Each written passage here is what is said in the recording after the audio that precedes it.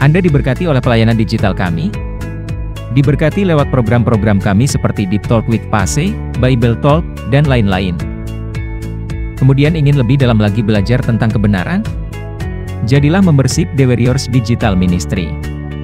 Khusus yang mau benar-benar belajar tentang semua yang berbau Alkitab, tentang tafsir, tentang kebenaran yang lebih dalam, maka dengan join membership channel YouTube The Warriors, semua kebutuhan dan kerinduan tadi akan lebih terpuaskan.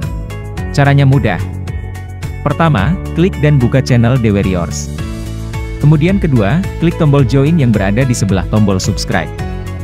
Lalu jika sudah klik tombol join maka akan masuk ke halaman ini di mana Bapak Ibu bisa memilih ada dua level membership.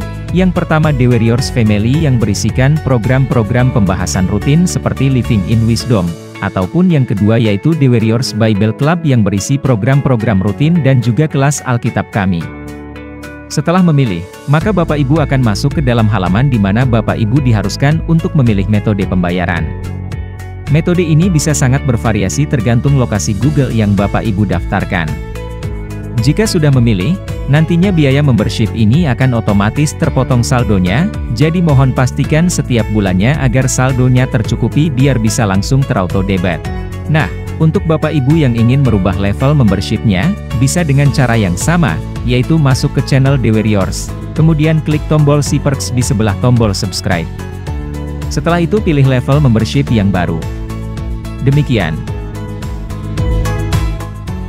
Yuk segera join. Di mana lagi kita bisa belajar kebenaran, semudah di The Warriors, yang dibuat dengan konsisten. Sekedar info, kami sudah menjalankan pelayanan ini 9 tahun loh. Kami siapkan materinya dengan sungguh-sungguh, Anda tinggal mengikutinya. Di mana saja, kapan saja, selama sinyal HP dan Wi-Fi ada, juga selama pulsa internet tersedia. Jadilah orang Kristen yang bijak di akhir zaman bersama The Warriors Digital Ministry. Menjadi keluarga besar dalam Tuhan di komunitas The Warriors. Kami juga mengundang semua Bapak Ibu, di setiap Jumat malam tepatnya jam 7 WIB, dapat mengikuti fellowship online lewat Zoom meeting bersama Pase. Di mana di dalam fellowship ini tidak hanya kita dapat berkoinonia dengan gembala dan juga keluarga besar JKI2, tetapi kita juga bisa berdiskusi tanya jawab secara live, mendalami khotbah minggu sehingga kita bisa memahami lebih sungguh. Di mana nanti di dalam acara ini juga akan ditutup dengan saling mendoakan. Jadi jika berminat dan ingin mengikuti program ini, maka bisa menghubungi nomor admin di nomor 0813 8732 9300, dan pastinya acara ini free. Kami tunggu, sampai berjumpa, Tuhan Yesus memberkati. Semuanya. Dan hari ini saya akan masuk dalam tema yang baru, dunia akhir zaman. Di beberapa waktu sepanjang 4 seri saya sudah mengkhotbahkan seri tentang manusia akhir zaman. Saya berpikir dalam pendalaman saya soal manusia akhir zaman, kayaknya nggak balance kalau tidak diceritakan situasi kondisi dunia akhir zaman. Jadi dengan harapan Bapak Ibu mendapatkan pemahaman dari perspektif saya, bagaimana kita harus menyikapi akhir zaman sebagai manusianya dan menghadapi dunianya. Dan dalam seri pertama dunia akhir zaman ini saya beri tema atau subtema dunia akhir zaman itu dunia yang menjual mimpi. Dunia yang menjual mimpi, saudara. Jadi di akhir zaman ya, dunia, bumi, semesta, orang-orang, kehidupan itu menjadikan mimpi sebagai sebuah komoditas. Saya nggak tahu Bapak Ibu tersadar apa tidak bahwa mimpi-mimpi saudara hari-hari ini itu sedang dijadikan alat untuk menghisap saudara oleh kapitalisme, oleh dunia, oleh pengusaha, oleh orang-orang kuat yang berusaha untuk mengambil sesuatu yang diharapkan mereka didapat dari saudara. Jadi mimpi itu adalah komoditas, saudara. Apa itu mimpi? Dalam Kamus Besar Bahasa Indonesia tolong dimunculkan kata mimpi ini secara baku ya dalam Kamus Besar Bahasa Indonesia. Mimpi itu adalah sesuatu yang terlihat atau dialami dalam tidur. Itulah mimpi. Kemudian ada arti kedua dari mimpi. Menurut Kamus Besar Bahasa Indonesia, mimpi itu adalah angan-angan. Jadi mimpi itu adalah sesuatu yang dilihat ketika tidur, dialami ketika tidur, tapi ada pemahaman lain, mimpi itu adalah angan-angan atau mungkin juga bisa berarti harapan atau juga bisa berarti cita-cita. Sesuatu yang dihayalkan yang akan terjadi atas diri kita, begitu. Nah, jadi di dunia di akhir zaman ini adalah dunia yang penuh memang dengan menjual angan-angan, menjual mimpi. Dan kalau kita aktif di dalam sosial media, itulah yang menjadi program-program sosial media yang banyak mendapatkan atensi dari netizen, saudara. Ada artis yang menjual atau mengeksplor tentang kemewahan hidupnya. Ada beberapa orang-orang yang disebut influencer yang berusaha untuk membagikan gaya hidupnya. Dan itu menyedot attention luar biasa, saudara. Yang menyukai hal-hal seperti ini banyak. Saya pikir itu hanya ibu rumah tangga yang mungkin karena stres dengan urusan rumah tangga, kemudian me time-nya mereka nonton sosial media, nonton YouTube, lihat Instagram orang untuk menghibur. Tapi berdasarkan sebuah survei, ada penelitian juga, orang-orang yang suka dengan hal-hal yang dipertontonkan di sosial media bukan cuma kalangan ibu rumah tangga, tapi bahkan juga suami-suami. Ya, bahkan sudah menjangkiti anak-anak muda yang menyukai hal-hal itu. Aduh, enak banget ya jadi selebgram itu. Oh, enak banget ya jadi YouTuber itu.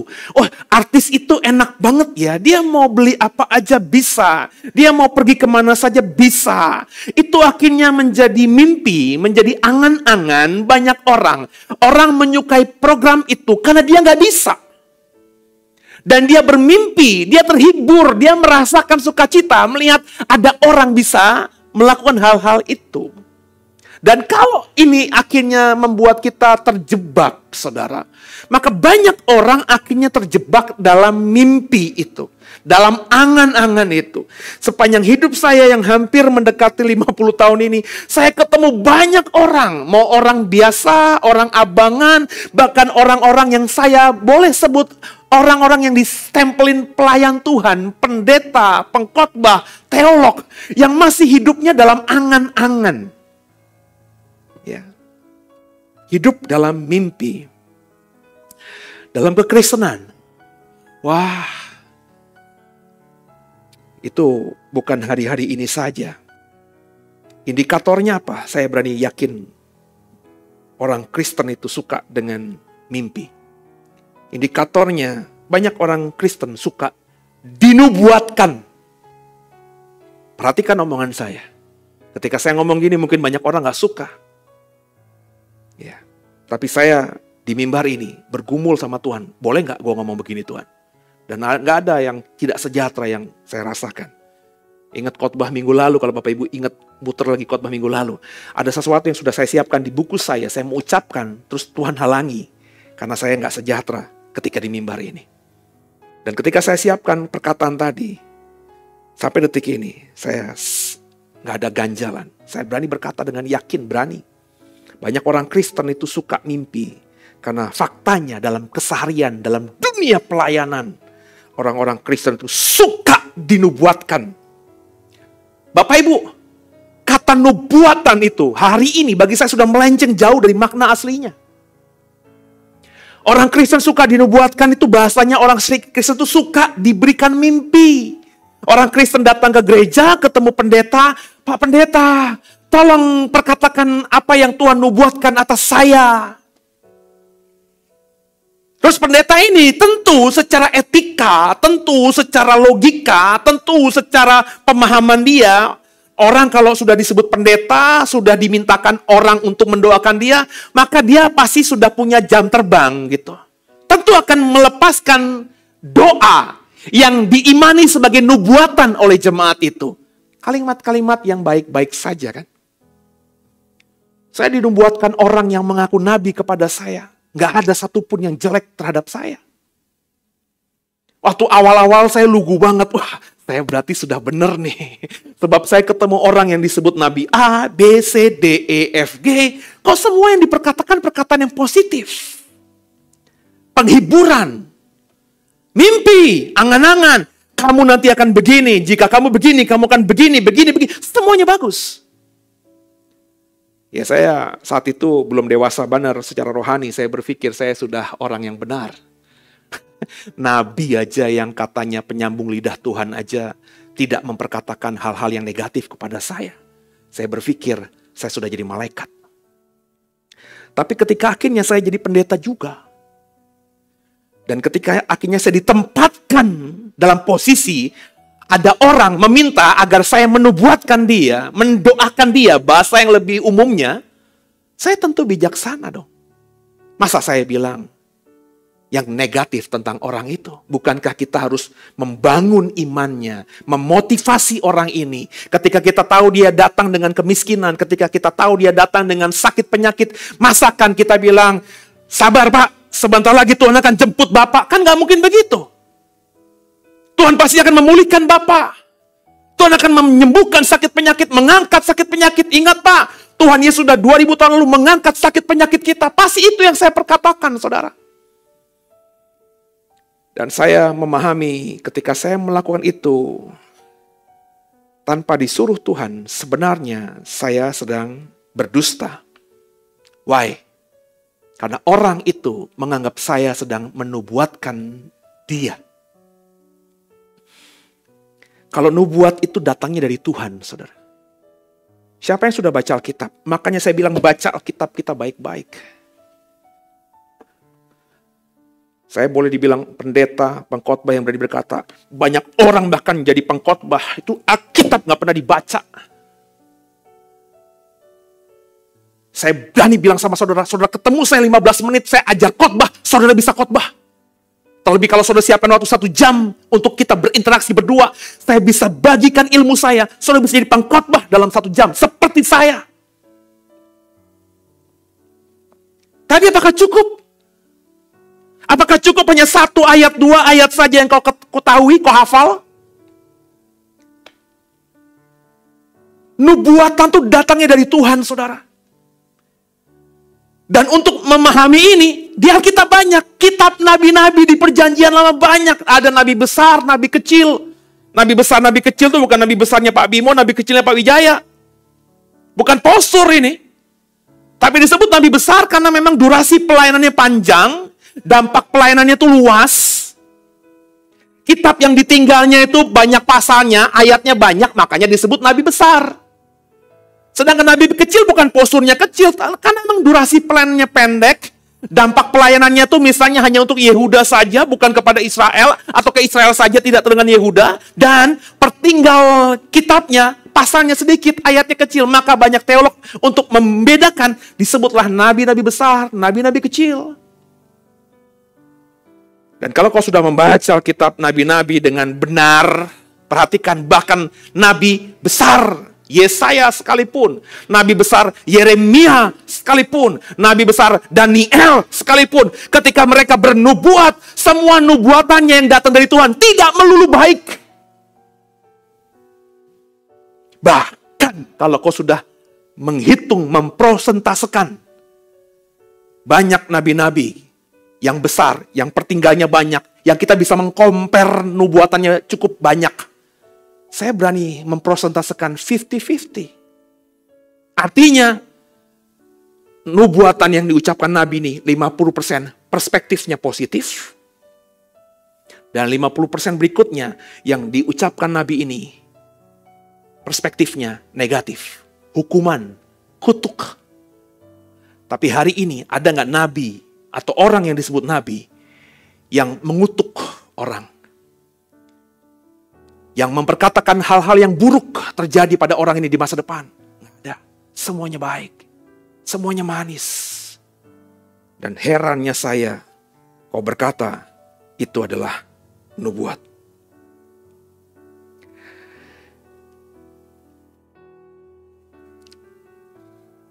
kita nggak mengkritisi ini. Kita larut di dalamnya. Orang Kristen tuh terlalu banyak yang bodoh.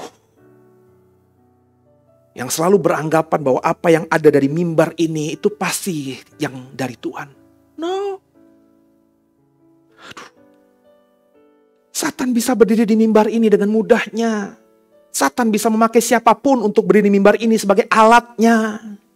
So, hati-hati, makanya saya bilang. Yeremia 23 ayat 25 sampai 32. Salah satu nabi besar ini berkata demikian, saudara. Yeremia adalah nabi peratap. Karena ketika dia hidup melayani Tuhan dengan nubuatan-nubuatannya, dia sering di-counter oleh nabi-nabi palsu. Nabi Yeremia dapat dari Tuhan, katakan kepada orang-orang Yehuda bahwa mereka akan dihukum. Penghukumannya cukup lama di Babel. Tiba-tiba muncul nabi-nabi palsu yang ingin naik dengan cara apa? Meninabobokan orang-orang Yehuda dengan bernubuat. Tenang saja, di Babel kalian gak lama, gak dihukum lama, cuma sebentar. Tuhan akan segera memulihkan kalian. Itulah nubuatan-nubuatan yang sering didengar hari-hari ini, yang baik-baik saja. Sedangkan si nabi benar, Yeremia berkata, enggak. Kalian akan pikul kuk yang berat. Panjang penghukuman Tuhan atas kalian karena kalian benar-benar tidak beriman, bertobat kepada Tuhan. Dan Nabi Yeremia, Nabi Tuhan ini, sepanjang hidupnya, diserang habis oleh nabi-nabi palsu. Apa kata Nabi Tuhan Yeremia ini? 23 ayat 25 sampai dengan 32. Sama-sama saya ya, kita baca. 3, 1 ya. Aku telah mendengar apa yang dikatakan oleh para nabi yang bernubuat palsu demi namaku. Dengan mengatakan, aku telah bermimpi, aku telah bermimpi. Sampai bila mana hal itu ada dalam hati para nabi yang bernubuat palsu dan yang menubuatkan tipu rekaan hatinya sendiri, yang merancang membuat umatku melupakan namaku dengan mimpi-mimpinya yang mereka ceritakan seorang kepada seorang, sama seperti nenek moyang mereka melupakan namaku oleh karena Baal. Nabi yang beroleh mimpi, biarlah menceritakan mimpinya itu. Dan nabi yang beroleh firmanku, biarlah menceritakan firmanku itu dengan benar. Apakah sangkut paut jerami dengan gandum? Demikian firman Tuhan. Bukankah firmanku seperti api? Demikianlah firman Tuhan. Dan seperti palu yang menghancurkan bukit batu? Sebab itu, sesungguhnya aku akan menjadi lawan para nabi. Demikian firman Tuhan. Yang mencuri firmanku masing-masing dari temannya. Sesungguhnya aku akan menjadi lawan para nabi. Demikianlah firman Tuhan. Yang memakai lidahnya sewenang-wenang untuk mengutarakan firman ilahi. Sesungguhnya aku akan menjadi lawan mereka yang menubuatkan mimpi-mimpi dusta. Demikianlah firman Tuhan. Dan yang menceritakannya serta menyesatkan umatku dengan dustanya dan dengan bualnya. Aku ini tidak pernah mengutus mereka dan tidak pernah memerintahkan mereka. Mereka sama sekali tiada berguna untuk bangsa ini. Demikianlah firman Tuhan. That's the fact. Itulah faktanya. Di zaman kesusahan yang dialami Yehuda saat itu, banyak bermunculan nabi-nabi palsu. Disebut nabi palsu karena memang oleh kebanyakan umat, oleh kebanyakan bangsa Yehuda, itu adalah nabi. Kita saja orang Kristen sekarang membedakannya nabi palsu. Tapi ketika mereka hidup, ketika Yeremia nulis ini, si nabi palsu yang kita stempelin nabi palsu di mata masyarakat saat itu disebut nabi. Nangkap saudara? Hari ini saya, Pak Bimo, Pak Wijaya, Bu Silvi, di Doe ini disebut saudara pendeta. Hari ini di mata saudara kami adalah pendeta. Tapi nggak tahu nanti ke depan, ketika kami masing-masing habis waktu kami di dunia, masih seperti ini apa tidak? Kalau tidak, bisa saja nanti 3 tahun berikutnya, 5 tahun berikutnya, kita tolak dalam nama Yesus, jangan diaminin ya, awas ya. Saya kilaf, saya tinggalkan keluarga, tinggalkan pelayanan, terus orang 5 tahun, 10 tahun berikutnya ketika menilai saya, apakah menilai saya adalah pendeta? Tidak. Mereka akan kasih stempel saya, pendeta palsu. Kenapa? Karena mereka tahu memang ternyata saya adalah pendeta palsu. Tapi hari ini, minggu terakhir Agustus 2022, nggak ada orang yang berkata kepada saya adalah pendeta palsu.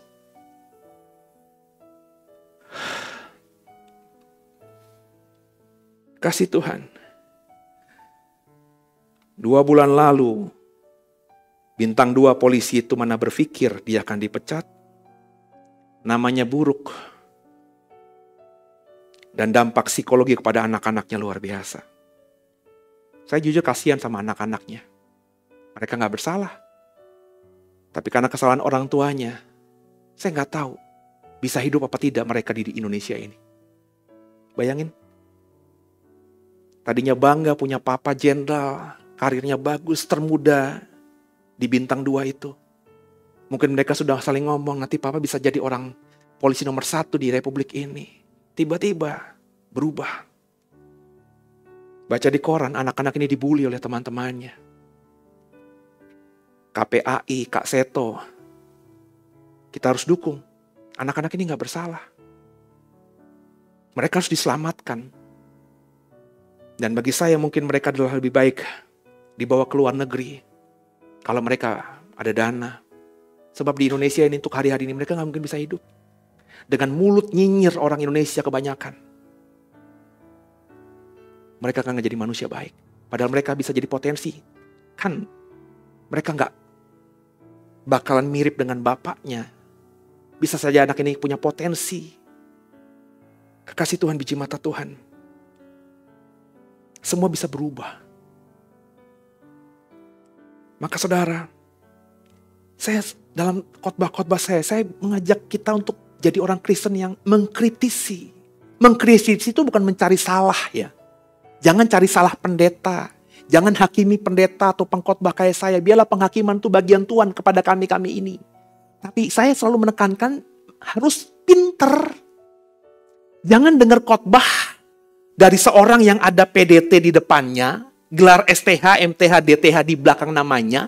Terus kau berpikir khotbahnya pasti benar. Saya nggak ngomongin orang lain loh. Saya ngomongin diri saya sendiri.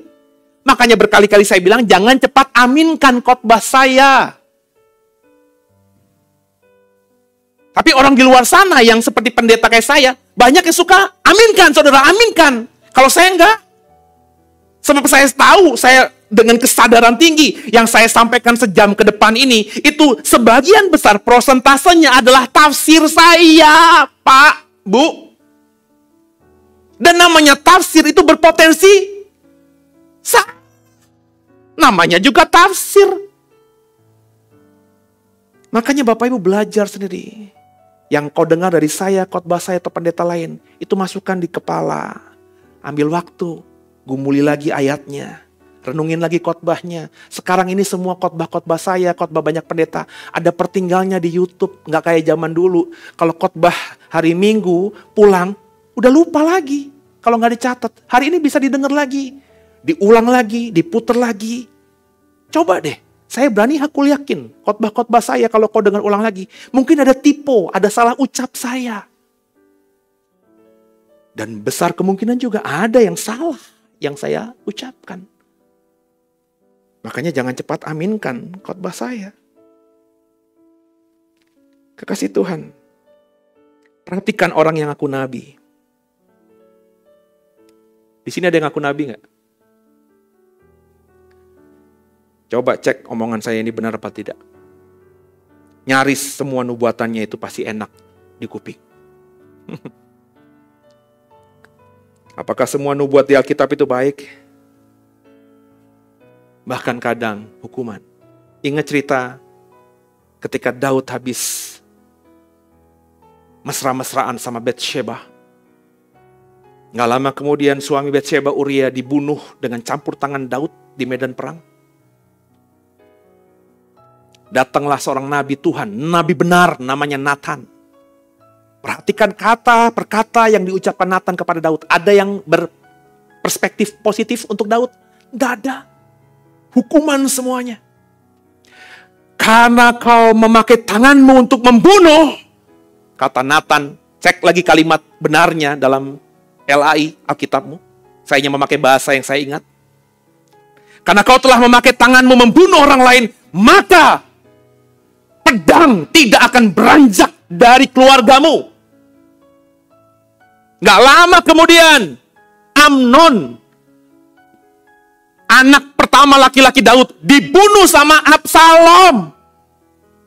Tergenapi. Apa kata Nathan berikutnya kepada Daud?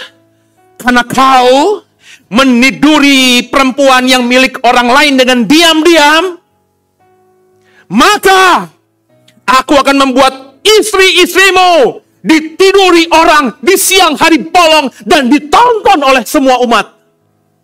Gak lama kemudian, Absalom memberontak kepada Daud. Daud kabur dari istananya. Gundik-gundiknya, istri-istrinya yang ditinggal, ditiduri Salomo di sotoh rumah dan ditonton oleh semua orang Israel. Nubuat baikkah ini?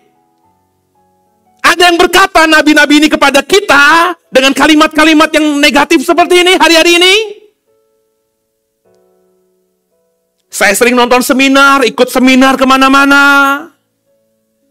Hari ini apalagi, semua yang dilakukan di luar negeri bisa kita tonton secara online. Orang-orang distempelin nabi-nabi itu masih memperkatakan kata-kata yang positif semuanya. Nggak ada yang hukuman.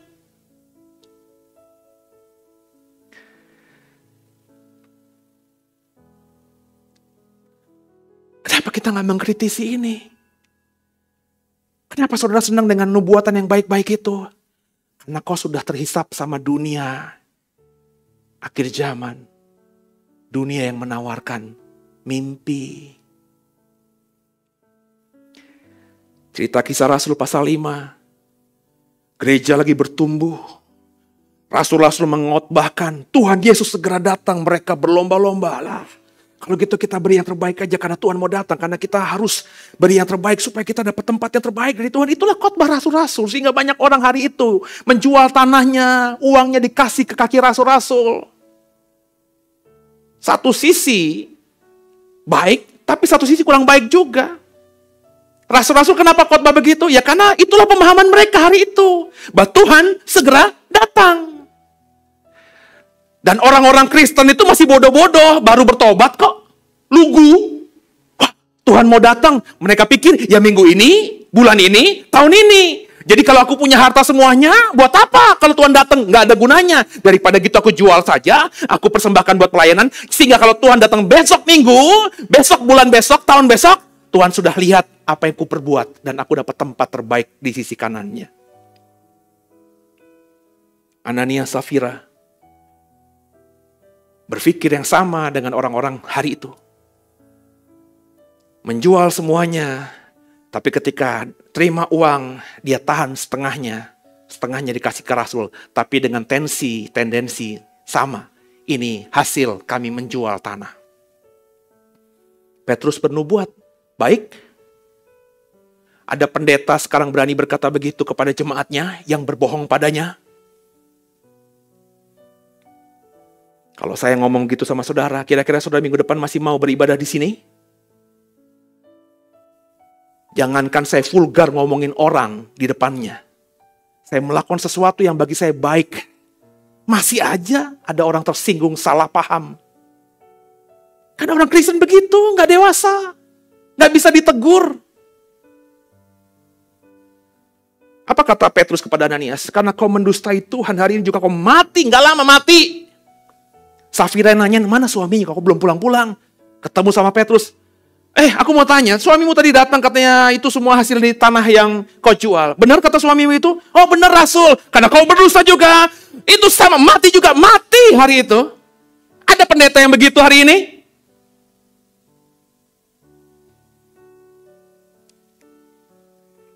Jangankan ngomong direct langsung. Khotbah yang benar-benar menelanjangi Alkitab. Ada? Kebanyakan kalau kau mau jujur yang dikhotbahkan tuh yang manis-manis. Penghiburan, janji. Kenapa? Emang jemaat sukanya mimpi. Saya udah mengambil bagian, nggak begitu. Nggak ada yang suka sama gue, nggak apa-apa. Karena orang tuh sukanya mimpi, saudara. Hipotesa saya. Hipotesa itu masih memang harus diuji lagi ya. Hipotesa saya. Karena dunia dan manusia akhir zaman suka mimpi. Ya makanya kehidupan gereja seperti ini. Gak heran banyak muncul nabi-nabi palsu dengan nubuatan-nubuatan palsunya. Ngejual mimpi. Saya semalam beristirahat, saya mendapatkan mimpi. Indonesia akan dipulihkan Tuhan. Come on. Itu 98 ya. Sebutin semua hampir nabi-nabi bernubuat Indonesia bagus. Kalau mulai jujur dari tahun 98 sampai sekarang, progres bagusnya signifikan? Tidak. Biasa aja lah. Belum lama saya dikirimin orang, ada pendeta khotbah di TikTok. Tahukah saudara, bahwa Tuhan akan datang dari ujung timur, dan ujung timur itu adalah Papua. Dalam hati saya, darah Yesus. Saya bukan tidak menghormati teman-teman saya, saudara saya di Papua ya. Lo saudara gue, kulit lo hitam, gue coklat begini. Kita brothers in Christ. Tapi kalau gue harus berkata bahwa Papua adalah tanah perjanjian dan Tuhan akan datang dari Papua, nonsen. Kalau dunia itu datar, kayak begini, kita bisa nentukan mana timur, mana barat, mana utara, mana selatan. Benar nggak Pak? Nah dunia kan bulat. Begini, timur di mana?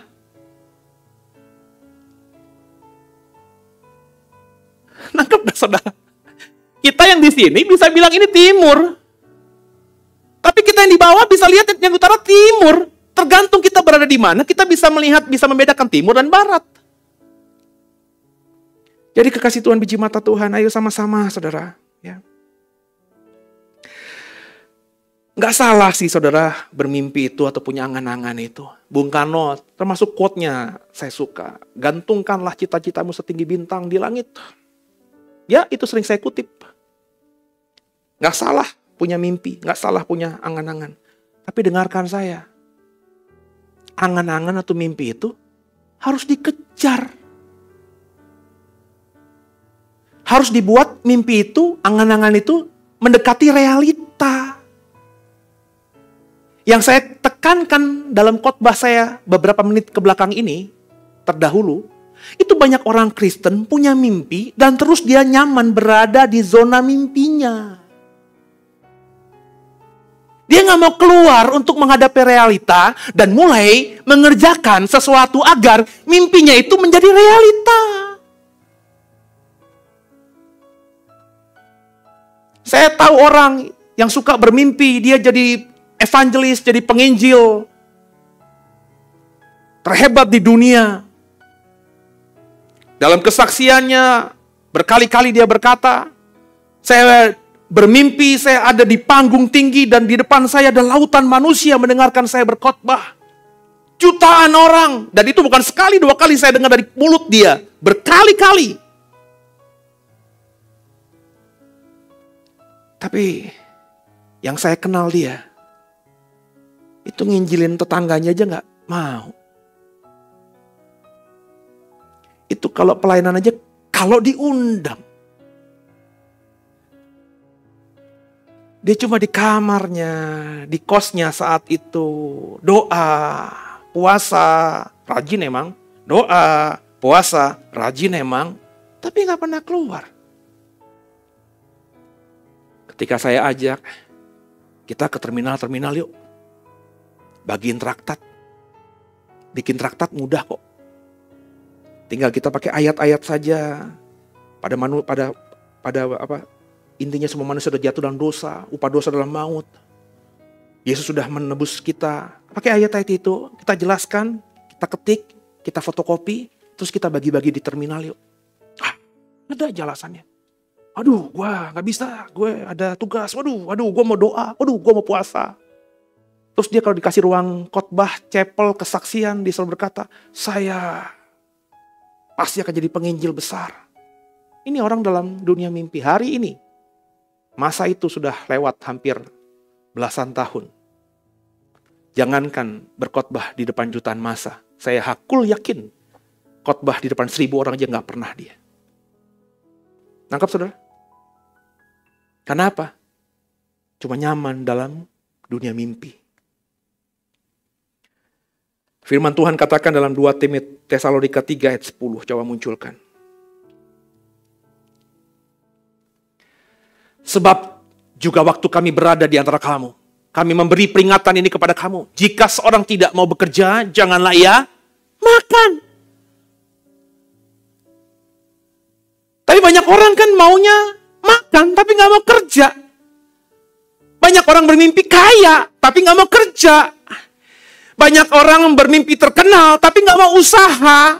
Dia nyaman bermimpi, dia jadi artis, aktor terkenal, pengusaha kaya, punya Lamborghini, liburan naik private jet, sambil leyeh-leyeh di ranjang kamarnya. Dia tempeli poster-poster mobil-mobil yang mahal-mahal di dinding rumahnya sambil berangan-angan. Andai aku jadi orang kaya. Tapi gak pernah keluar. Orang tuanya bilang, Yang, nih papa ada duit nih. Kamu kursus apa kek? Yang lagi ngetren, yang lagi viral. Papa sekolahin ke luar negeri ya. Enggak lah pak. Karena berpikir, malas lah. Gak mau usaha, gak mau capek, gak mau kerja. Tapi maunya makan. Petrus ketika di Pentakosta itu bagaimana dahsyatnya dia.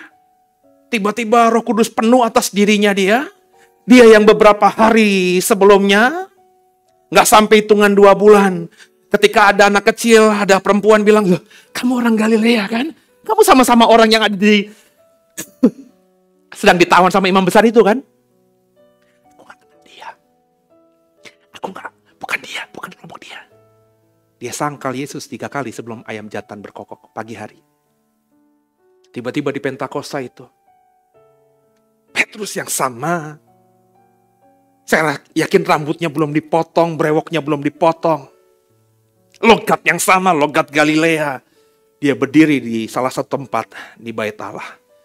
Mengkhotbahkan Yesus di sarang penyamun, tanda kutip. Karena di Bait Allah itu orang Farisi, orang Saduki. Yang jelas-jelas benci sama Yesus. Dia khotbah berapi-api. Dan 3.000 orang bertobat. Hari itu juga 3.000 orang itu dibaptis, kata Alkitab saya.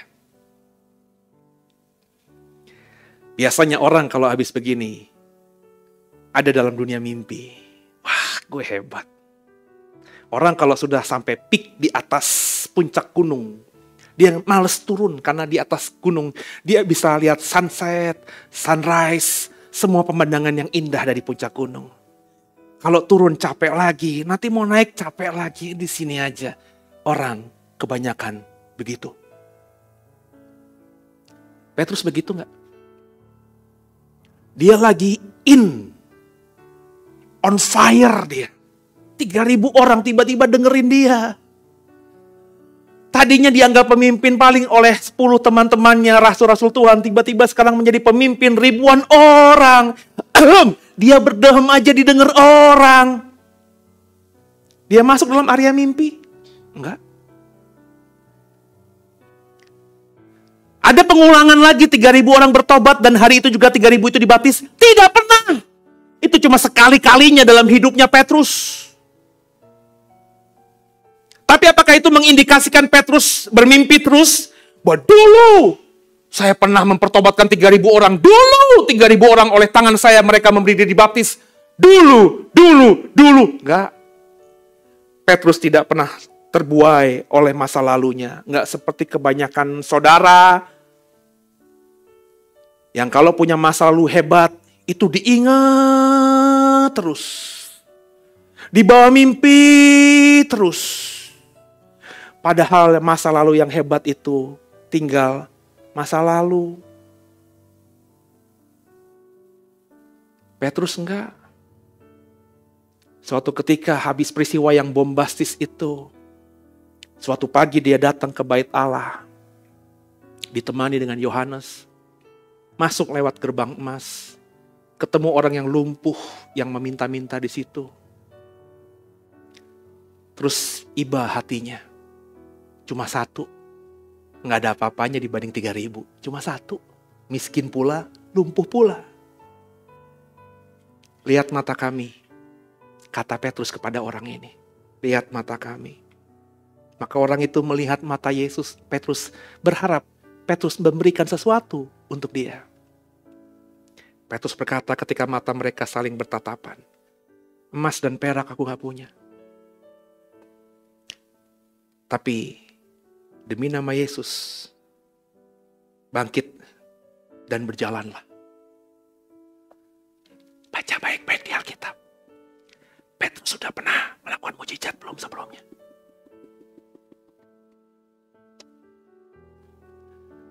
Apakah Petrus kalaupun sudah melakukan mujizat itu sudah sering dia lakukan sebelumnya?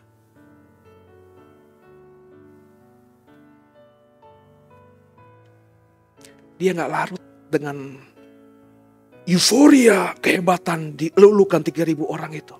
Dia turun lagi dari gunung itu. Capek. Ketika dia sudah sampai di kaki gunung, dia mulai mendaki gunung yang baru. Kemarin aku hebat, tapi itu kayaknya 100% karena Holy Spirit deh. Gue cuma ngebacot doang, emang gue suka ngebacot, kata Petrus. Sekarang aku mau cobalah effort lebih lagi. Mungkin dia menantang dirinya. Sambil menguji Roh Kudus dalam dirinya, apakah masih ada apa tidak. Dia beriman, tapi demi nama Yesus pegang tanganku. Bangkit dan berjalanlah. Maka orang itu bangkit dan berjalan. Dan memuliakan Tuhan. Mujizat terjadi.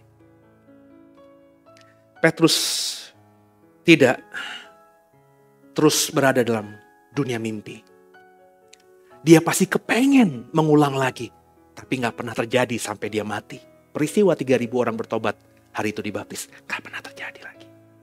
Tapi bukan berarti dia tidak mengerjakan yang dia bisa kerjakan. Hari itu gak 3.000. Gak ada 10%-nya. Cuma 1 orang. Tapi 1 orang ini bukan saja mengalami mujizat. Tapi dipertobatkan. Bagaimana saudara?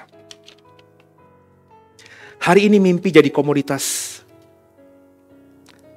Berkembangnya Hollywood, Bollywood, perfilman, bukankah itu adalah tanda indikator bahwa memang kita suka mimpi?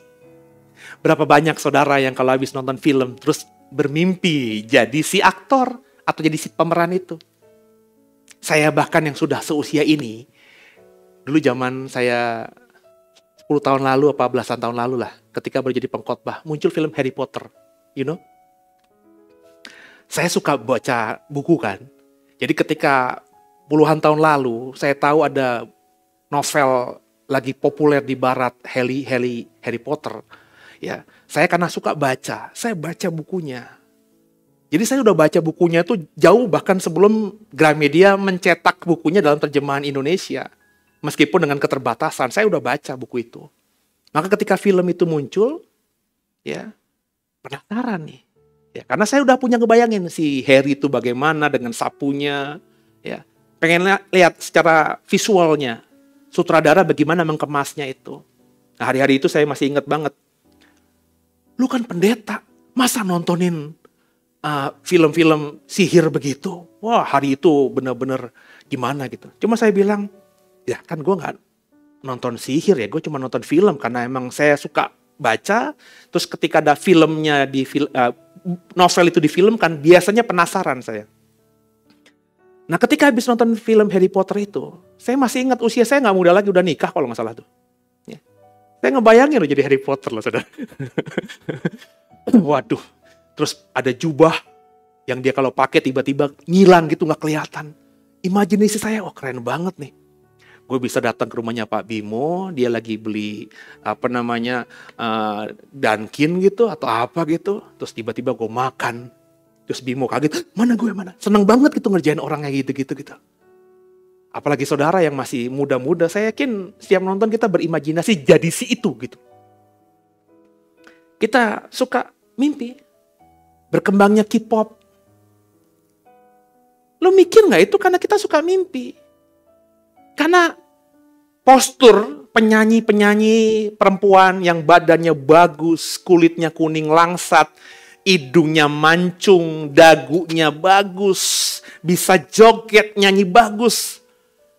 Itu diidamkan orang banyak.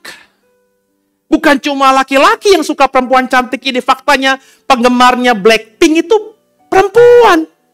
Banyak kan. Itu kan artinya memang gue gak bisa, gue kayak siapa tuh yang nyanyi Blackpink? Ya lu lebih tahu, Bimo lebih tahu dari saya malah. Ya, gue gak bisa, badan gue gimana nih gitu ya. Kulit gue juga, gue mesti ke Korea suntik berapa kali pemutih atau operasi hidung, berapa puluh juta, ratusan juta. Jadi karena gak bisa, di luar jangkauannya, jadi dia nonton Blackpink itu sambil berandai-andai. Andai aku jadi dia. Dia lupa dia punya suara bagus. Dan bisa saja kan, kalau dia benar-benar mengasah dan mau keluar, suara bagusnya didengar produser.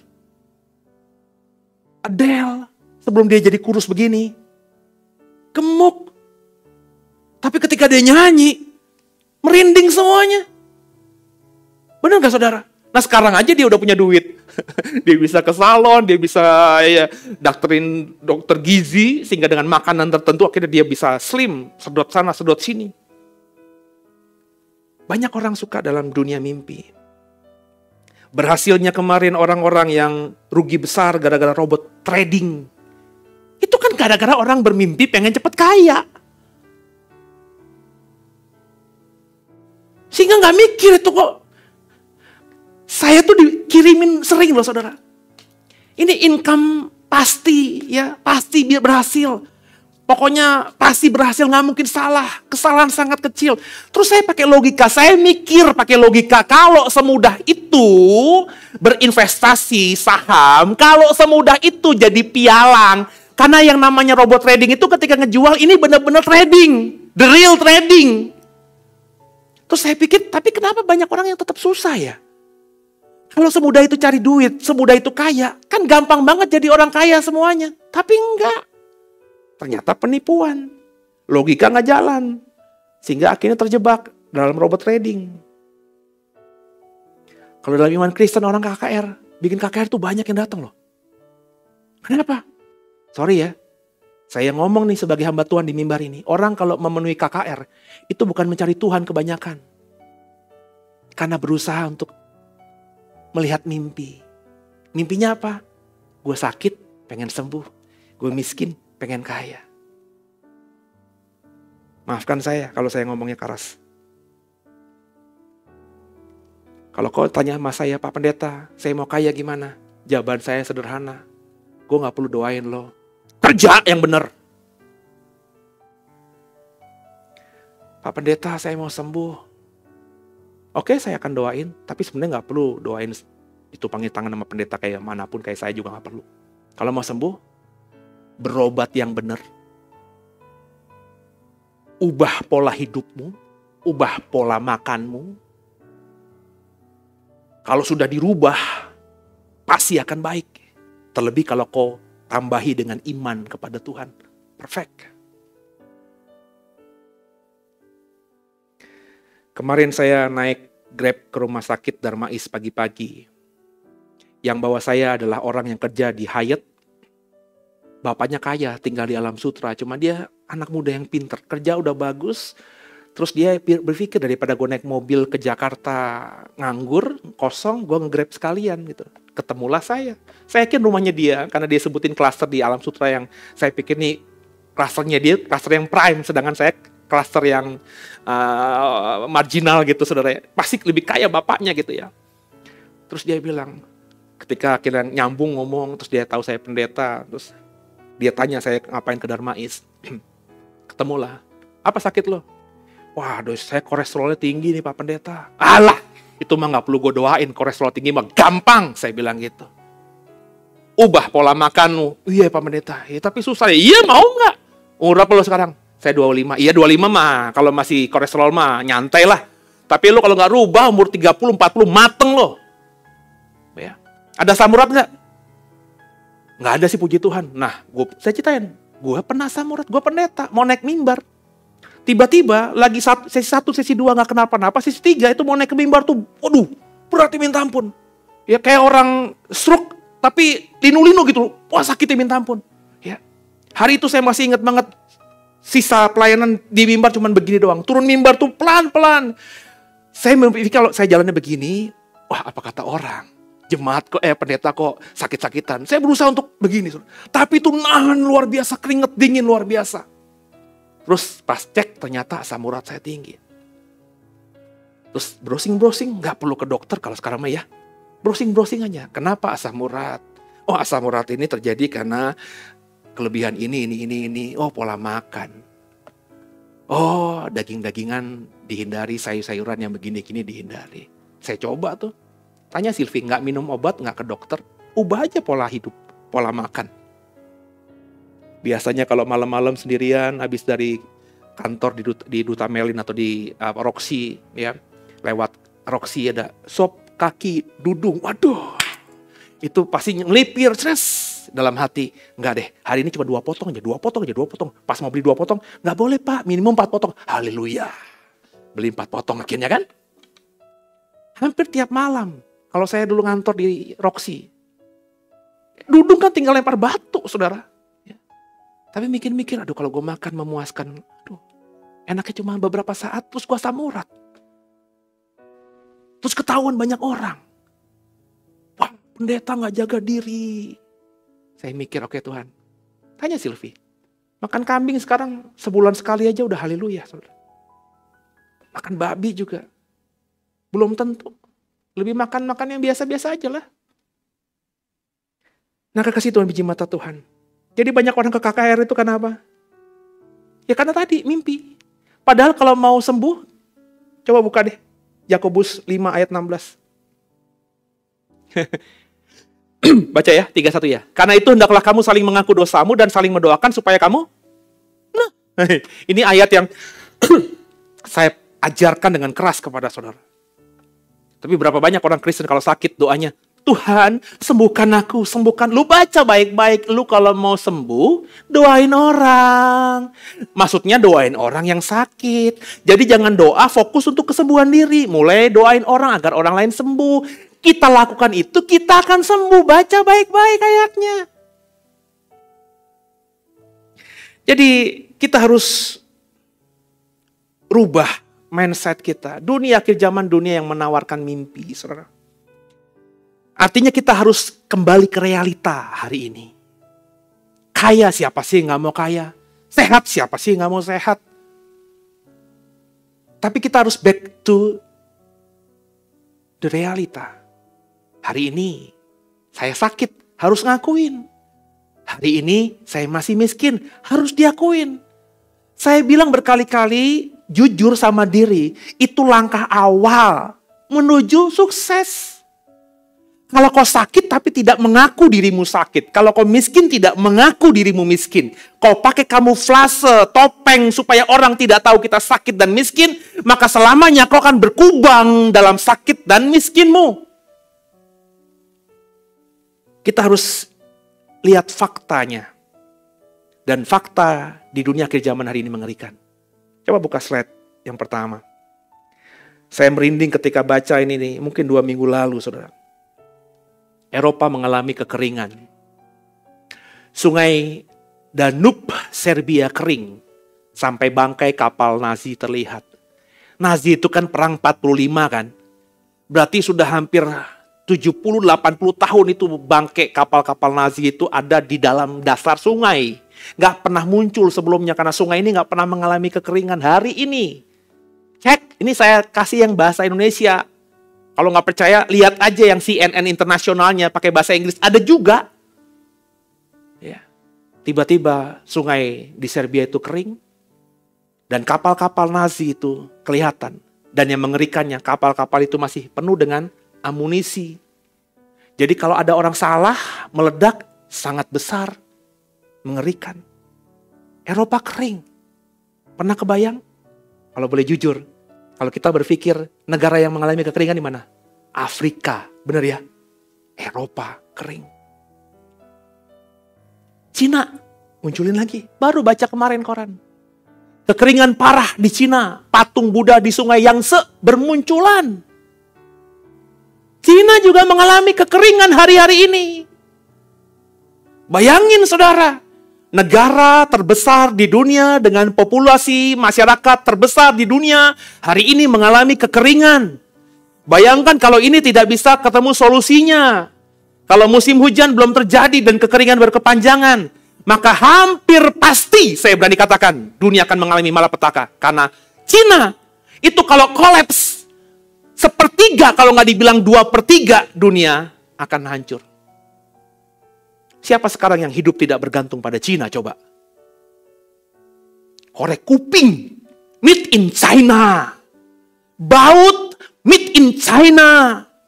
Tusuk gigi yang plastik yang ada dijual di supermarket itu, made in China. Semuanya made in China. Ini fakta realita hari ini. Kau masih berada dalam dunia mimpi, bermimpi bahwa akan fine-fine saja ke depannya. Munculin slide berikutnya. Amerika, inflasi terbesar sepanjang sejarah. 9,1 angkanya. Ngeri, saudara. Saya beberapa artikel lain saya baca. Ini kalau mau jujur sebenarnya udah nyaris bangkrut Amerika. Bayangin, Amerika superpower. Negeri dongeng. Negara demokrasi terbesar di dunia. Hari ini susah. Pak, yang kau baca di koran-koran penembakan di sekolah-sekolah itu, pernah baca nggak? Tapi kan jarang ya. Saya ngomong ya, di atas ya, tidak, di atas tidak. Dengar langsung dari sumber A1. Yang ngomong sama saya itu adalah orang yang sering ke Amerika, keluarganya semuanya di Amerika. Peristiwa penembakan di sekolah itu terjadi setiap hari. Setiap hari maksudnya, itu ada orang berniat membunuh di situ. Ada yang terhalangi, gagal. Tapi peristiwa pencobaan pembunuhan terhadap anak-anak kita yang lagi sekolah di Amerika, itu setiap hari ada. Bahkan ada teman saya ini, keluarganya tinggal di suatu tempat yang jauh dari kota. Penduduknya aja cuma berapa ribu gitu. Itu ada yang berusaha, kalau penduduknya cuma ribuan kan itu kan kenal semuanya. Ada peristiwa pembunuhan ini. Yang kau dengar itu kalau heboh, saudara. Yang mati ada belasan, ceritanya heboh di CNN, BBC, maka sampai ke Indonesia. Tapi kalau enggak, perampokan, penjarahan, pemalakan, apa kalau naik motor itu dia apa namanya? Pembegalan. Lu pikir cuma di Indonesia, di Amerika. Hari-hari ini, apalagi kemarin pasca COVID, maafkan saya, orang-orang kulit kuning, ngeri jalan di Amerika, Pak. Karena dianggap COVID itu dari sana, dari Cina. Maka dampaknya orang-orang ras kuning termasuk kita, orang Filipina, orang Indonesia, orang Asia, Jepang, Cina, Taiwan. Di Amerika tuh mengalami aniaya luar biasa. Nih, Korea Selatan yang suka sama Blackpink. Munculin. Bank Sentral Korea Selatan naikkan suku bunga acuan 25 BPS untuk menahan laju inflasi. Tahu inflasinya berapa? Mendekati angka 6,3, tertinggi dalam 24 tahun. Korea Selatan. Yang sekarang mengalahkan Hollywood. Itu Blackpink baru bikin lagu single, itu memecahkan rekor, Pak. Yang nonton Blackpink bukan cuma orang Indonesia yang kepengen kulitnya kuning, badannya bagus. Tapi orang bule, bahkan artis-artis top luar negeri Amerika suka sama Blackpink. Ya. Di Indonesia, Pertalite mau naik. Telur. 2 bulan lalu saya sering, kan saya bilang, saya kalau ke pasar itu, di rumah itu yang ke pasar saya. So, saya harga telur tahu. Saya kalau beli telur ya, 2-3 bulan lalu. Berapa, Ci? 25, wih, mahal banget 25, biasanya kan 24, iya Pak lagi mahal nih. Dalam 2-3 bulan lalu sebelum pasca naiknya telur ini, harga itu ya saya masih yakin 23, 24, 25 itu paling maksimal. Hari ini berapa? 35. Lo bisa sekarang beli martabak, telurnya 5. Nggak mungkin, mikir panjang. Martabak, telurnya berapa? Setengah aja, setengah. Harga telur 35.000. Dulu kita mau ke warteg, supaya irit makan telur doang. Sekarang gue yakin yang seperti itu gak lagi. Makan apa Pak? Nasi Mas. Sayur, kuahnya banyakin. Itu tuh bumbu apa tuh? Bumbu apa? Ya bumbu rendang ya, minta dikit. Itu sama sambal aja udah cukup. Karena gak akan beli. Gue yakin makan telur gak bisa 10.000 satu porsi di warteg. Mungkin sekarang 15.000, 20.000. Kalau lo masih punya gajian bagus, masih bisa. Tapi orang yang berjibaku di jalanan. Ini realita hari ini. Saya khotbah ini, dunia akhir zaman dengan dunia menawarkan mimpi. Karena saya lihat orang akan, kalau nggak mau sadar dan nggak mau kembali ke realita, terus ada dalam dunia mimpi, akan mati dengan sendirinya. Mati konyol. Coba munculin syair lagu John Lennon. Ketika saya khotbah ini, lagunya John Lennon terngiang-ngiang. Ada gak? Saya nyanyi ya. Imagine there's no countries. It isn't hard to do. Nothing to kill or die for. And no religion too. Imagine all the people living in peace. You may say I'm a dreamer, but I'm not the only one. I hope someday you will join us, and the world will be as one. Itu mimpinya John Lennon. John Lennon mati tahun 80 sampai sekarang. Nggak mungkin itu. Nggak mungkin mimpinya dia jadi kenyataan.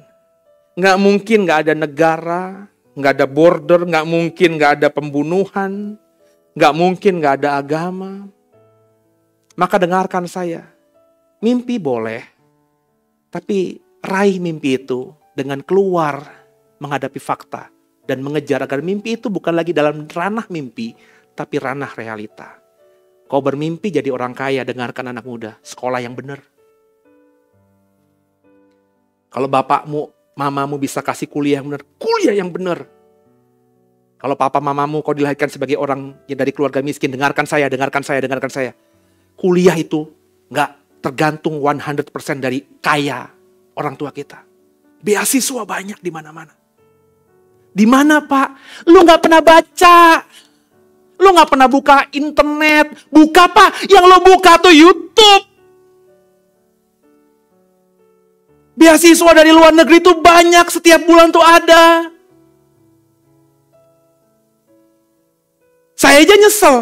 Andai kata ketika tahun 90 akhir, 90 awal lulus SMA, informasi tentang beasiswa ke luar negeri itu semasif sekarang, saya mungkin nggak ada di Indonesia. Saya mungkin sudah jadi warga negara Kanada paling enggak lah. Atau main sama kanguru di Australia.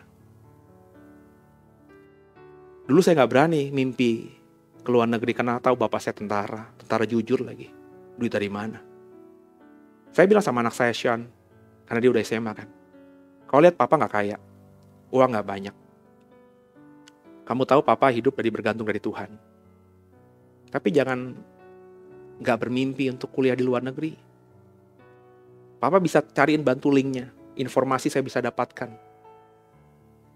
Tapi mulai bermimpi, terus masuk dalam realita. Saya bilang sama Sean, mulai berpikir, papa nggak punya uang untuk sekolahin ke luar negeri. Tapi ada caranya. Saya bilang sama Sean, mau jadi apa makanya? Nanti papa cariin beasiswa. Nah kalau lu pengen jadi sutradara, gue sekolahin cari beasiswa memasak kan gak cocok. Paling gak papa punya iman. Saya bilang sama Sean berkali, lo tahu dong iman papa kayak gimana? Orang-orang bisa mati berdiri, papa punya iman gila. Papa punya iman. Cuman papa kalau beriman kamu kuliah ke luar negeri, tapi kalau kamunya gak usaha, ya gimana? Sama. Jadi dunia menawarkan mimpi, silakan bermimpi, tapi jangan terjebak dalam dunia mimpi itu. Nah, supaya nggak terjebak dalam kesesatan dunia akhir zaman yang menawarkan mimpi dan menjadikan mimpi komoditas. Yang terakhir, pertama, belajar akui diri dengan jujur. Ya, belajar akui diri, saya siapa, jujur gitu. Kalau nggak jujur orang nggak bisa berhasil, percaya sama saya. Yang kedua, mulai belajar bertanggung jawab atas diri. Saya ambil contoh anak saya, kalau dia lihat papanya nggak mampu, ya belajar bertanggung jawab. Kalau bermimpi ke luar negeri, di luar negeri, Bapak Ibu yang udah pernah ke luar negeri, tinggal di luar negeri, punya pembantu kira-kira? Nih ya, saya suka nonton YouTube kan, ada perempuan kaya yang gara-gara kekayaannya, dia jadi viral, Livi Renata namanya. Tahu nggak? Nggak tahu ya? Dia orang kaya, makan ketoprak itu dia nggak tahu apa tuh ketoprak. Ya, pokoknya saking kayanya dia tuh yang keseharian kita ke warung nggak pernah gitu ya, nyuci piring nggak pernah. Dia kuliah di Australia. Sekaya-kayanya dia, tetap aja dia harus sendiri, belajar sendiri. Jadi kalau kau pengen punya mimpi ke luar negeri, sekarang ini back to the realita. Apa? Belajar nyetrika dulu. Iya dong. Belajar nyuci dulu. Salah nggak saya? Belajar masak dulu. Belajar bahasa Inggris dulu. Sambil terus bermimpi. Kalau udah bisa, mimpinya dinaikin. Kebiasaannya, kemampuannya dinaikin lagi. Mulai buka jaringan. Jangan punya teman yang itu aja.